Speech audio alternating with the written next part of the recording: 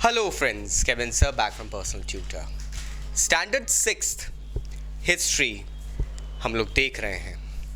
Chapter है new questions and ideas. Topic जो इसमें हम देखने वाले हैं वो है द सिस्टम ऑफ आश्रम.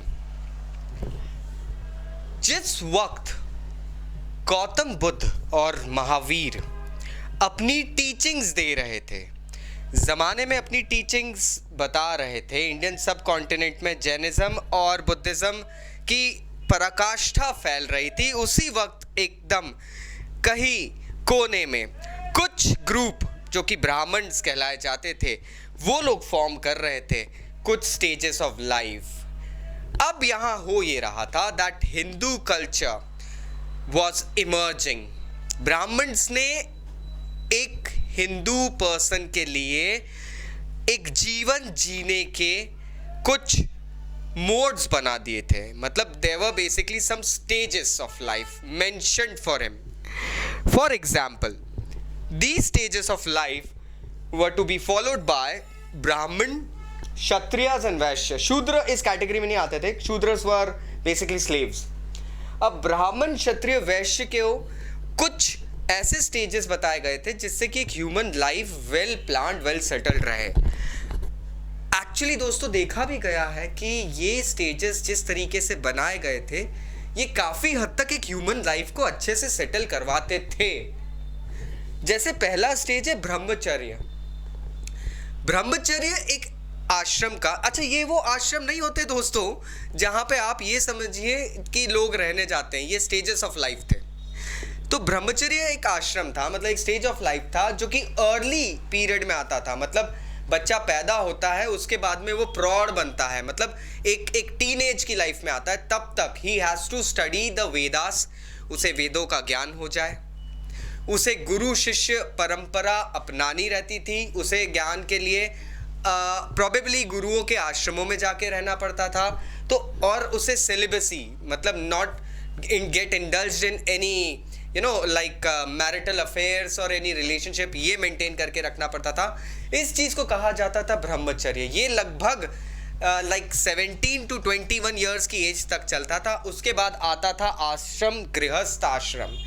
गृहस्थ आश्रम इस एज ग्रुप में आता था दोस्तों जहाँ पे a human had to marry and live a life of a house owner. मतलब एक इंसान को अब एक वैवाहिक जीवन जीना रहेगा और उस वैवाहिक जीवन के अंतर्गत उसको अपने वैवाहिक जीवन के सारे दायित्व, सारी रिस्पॉन्सिबिलिटीज उठाना पड़ेगी. नेक्स्ट केम वानप्रस्थ. वानप्रस्थ आश्रम was probably after certain period in life, like when you attain the life of 50-55, you leave your family, you go to the forest and you meditate. You start meditating. ये वो part था life का जहाँ पे आप पारिवारिक लोगों के साथ में संयोग रख सकते हैं, लेकिन आपको अपना जीवन अब एक तृप्त आत्मा के रूप में बिताना रहेगा. आपको एक संतुष्ट जीवन जीना रहेगा. You have to start remembering God. And finally came sannyas. ये वो पीरियड था जब आप इस दुनिया के सारे पक्ष विपक्षों का त्याग कर दें. You leave every worldly pleasure, you give them up. Even food, अन्न जल तक. देखा जाता था कि ये सिस्टम बना था, इससे life was very much balanced. But again a flaw was there. इस पूरे सिस्टम में आपने ब्राह्मण ले लिए, आपने क्षत्रिय ले लिए, आपने वैश्य ले लिए, शूद्रों तक को आपने इससे अलग रखा. लेकिन सोसाइटी का एक अभिन्न हिस्सा जो होती थी नारी, yes my friends, women were kept out of this system. Women को एक ही जॉब डिफाइन करी गई, that whatever your husband does you will have to follow them. आपका हस्बैंड जिस आश्रम में जा रहा है उस आश्रम में आपको भी उसके साथ में वैवाहिक जीवन एक पतिव्रता नारी के तौर पे बिताते हुए फॉलो करना रहेगा. Now this thing created a quite turmoil, a ruckus out there.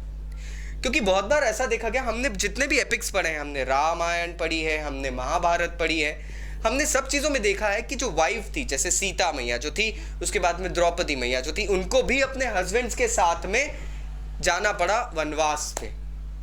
So what ever the आश्रम was taken up by the husband, the wife was bound to follow it, my friends.